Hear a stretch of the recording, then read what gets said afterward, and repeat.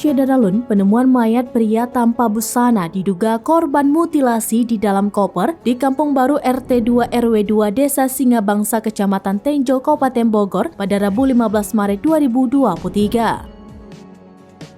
Temuan mayat dalam koper berwarna merah muda tersebut tergeletak di pinggir jalan besar yang cukup ramai. Koper berisi mayat pria itu dibuang di antara alang-alang dan pohon pisang. Sekilas tidak terlihat oleh pengendara yang melintas. Mayat dalam koper tersebut hingga saat ini masih berada di lokasi penemuan.